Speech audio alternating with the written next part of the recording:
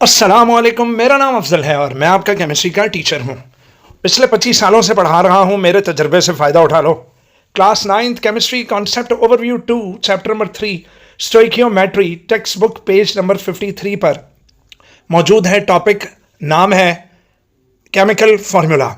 बेटा, chemical formula एक vast term है, लेकिन मैं आपकी बुक की लाइंस आपको बेहतरीन किस्म से एक्सप्लेन करने लगा हूँ, तो बस उतना ही करना है जितना किताब में लिखा हुआ है। Got it? केमिकल फार्मूला लें जनाब। पॉइंट नंबर 1 कहता है elements exist in different forms in this world. कहता है एलिमेंट्स मुख्तलिफ शक्लों में पाए जाते हैं इस दुनिया में। लो बेटा, point number 2 is there are elements that exist in the form of aggregate of atoms. लो बेटा, आप सोडियम मेटल देख सकते हैं अपनी स्क्रीन पर, तो आप देख सकते हो कि सोडियम के आयंस या एटम्स आपस में जुड़े हुए हैं। मेटालिक बॉन्ड बनाया हुआ उन्होंने, पिछले चैप्टर में हमने मेटालिक बॉन्ड पढ़ा भी था। तो सोडियम के एटम्स आपस में इकट्ठे मौजूद हैं।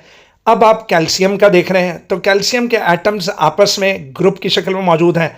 अब आप कार्बन को देख रहे हो, तो कार्बन के एटम्स डायमंड में देखो कोवलेंट बॉन्ड्स बनाकर आपस में इकट्ठे रह रहे हैं। इसी तरह आयरन के एटम्स आपस में बॉन्ड्स बनाकर, मेटालिक बॉन्ड बनाकर आपस में इकट्ठे रह रहे हैं। तो इस लाइन को हम जस्टिफाई इस तरह कर रहे हैं कि कुछ एलिमेंट्स के ढेर सारे एटम्स आपस में इकट्ठे एग्रीगेट कहते हैं बेटा in the form of group.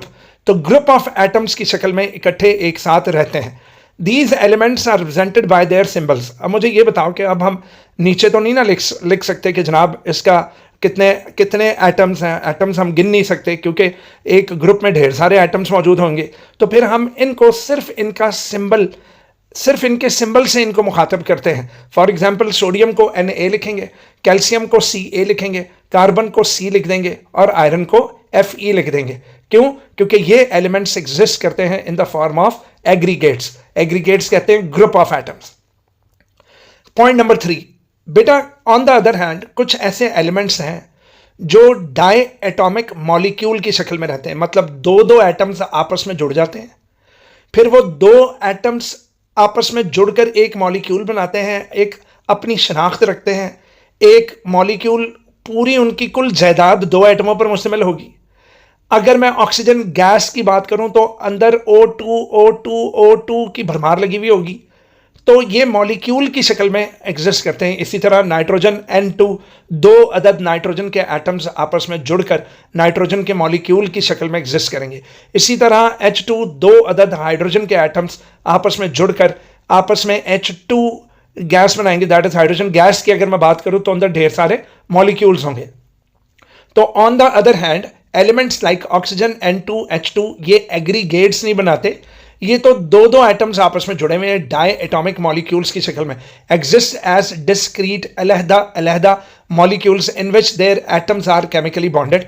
और उसमें ऑक्सीजन टू ऑक्सीजन या नाइट्रोजन टू नाइट्रोजन या हाइड्रोजन टू हाइड्रोजन ये कोवलेंट बॉन्ड्स हैं। कौन से बॉन्ड्स हैं? Covalent bonds. पिछले चैप्टर में हम इनकी भी डिटेल्स पढ़ चुके हैं।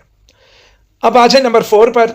सिर्फ डायटॉमिक मॉलिक्यूल ही नहीं बना सकते बेटा, ये ट्राइटॉमिक मॉलिक्यूल भी बना सकते हैं। मतलब ओजोन O3 में 3 अदद ऑक्सीजन के एटम्स आपस में बॉन्डेड टुगेदर हैं, कोवलेंट बॉन्ड बना रहे हैं और उसका केमिकल फार्मूला जो है वो O3 है। तो ऊपर वालों के chemical formula O2, N2, H2 थे जो कि डायटॉमिक मॉलिक्यूल्स हैं, और ओजोन का मॉलिक्यूल का फार्मूला O3 होगा। जबकि एग्रीगेट के हिसाब से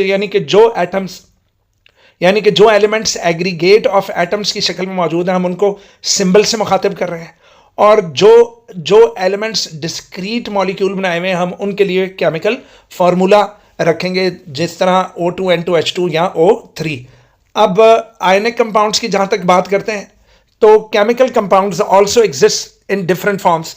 तो केमिकल कंपाउंड्स के भी डिफरेंट फॉर्म्स हैं, जिस तरह आयनिक कंपाउंड्स हैं या कोवलेंट कंपाउंड्स हैं।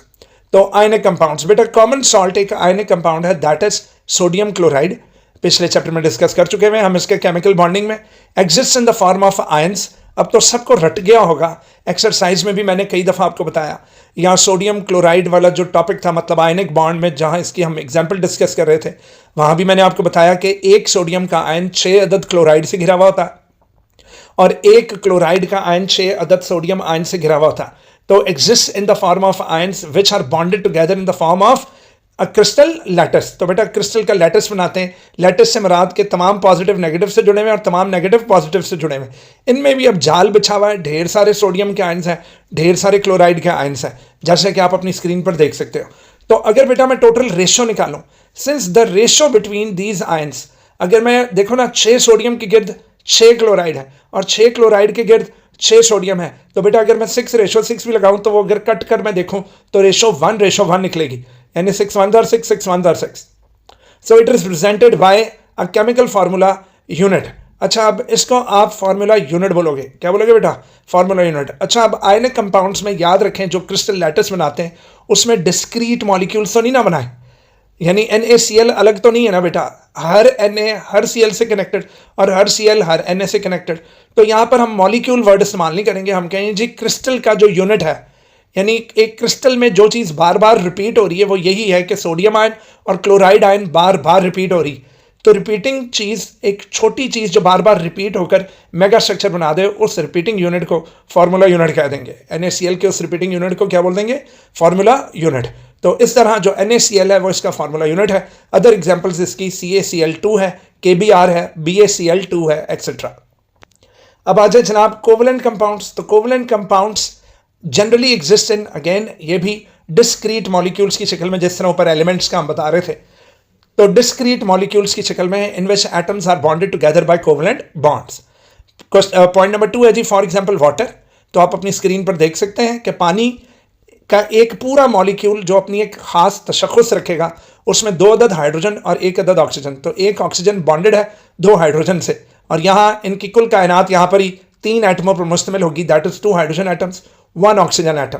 तो water H2O shows that 1 molecule of water, 2 atoms of hydrogen are bonded to 1 atom of oxygen।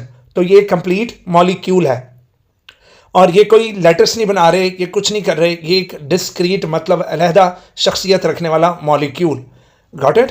Point number 3 है जी, other examples are ammonia NH3, nitrogen is bonded to 3 hydrogen atoms, then methane, carbon bonded to 4 hydrogen atoms, और HCl hydrogen chloride, hydrogen fluoride, उसके बाद जनाब hydrogen sulphide H2S, उसके बाद PH3, उसके बाद जनाब ये hydrogen peroxide that is H2O2, H2SO4, CO2, CO, C6, H6।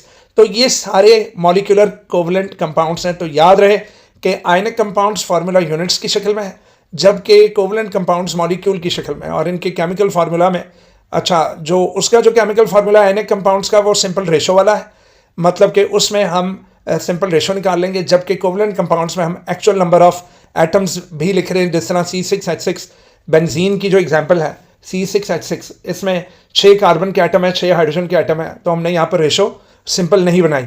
तो this is the chemical formula. तमाम सबूतों और गवाहों को मद्देनजर रखते हुए अफजल और उसके स्टूडेंट्स की अदालत इस नतीजे पर पहुंची है कि keeping in view the above examples, a chemical compound is represented by chemical formula.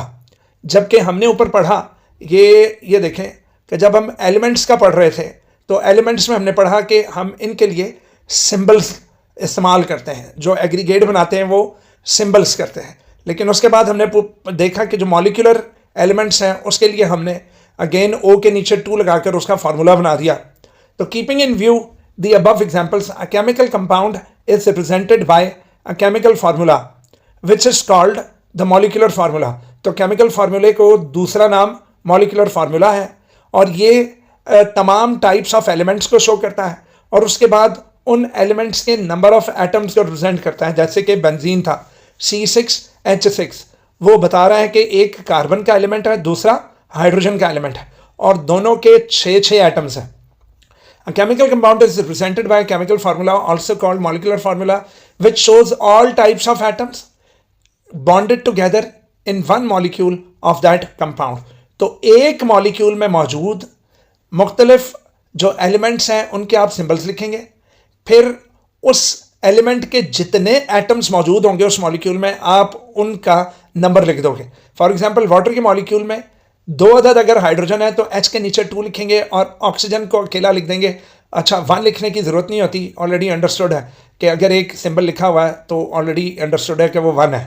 इसी तरह H2SO4 सल्फ्यूरिक एसिड में 2 हाइड्रोजन, 1 सल्फर और 4 ऑक्सीजन। तो दोबारा सुन लें डेफिनेशन, अगर मैं उल्टी पढ़ूँ उर्दू में तो वो ज़्यादा ईजी हो जाएगा कि किसी कंपाउंड के एक मॉलिक्यूल में जो टाइप्स ऑफ एटम्स आपस में बॉन्डेड हैं, अगर मैं उनका जिक्र करूं और उनके एटम्स को शो भी कर दूं नीचे नंबर लगाकर, तो जो चीज़ मेरे पास बनेगी उसको केमिकल फार्मूला या फिर मॉलिक्यूलर फार्मूला कहेंगे। तो a chemical compound is represented by a chemical formula which shows all types of atoms bonded together in one molecule of that compound। लो मेरा बेटा, इस लेक्चर में इतना ही था। मिलेंगे इंशाल्लाह अगले लेक्चर में, और इसी पेज नंबर 53 पर एक छोटी सी एक्सरसाइज है केमिकल फार्मूले के नीचे, तो अगली वीडियो में आपको उसका आंसर मिलेगा। लो बेटा, तब तक के लिए अफजल को इजाज़त दीजिए। अल्लाह हाफ़िज़।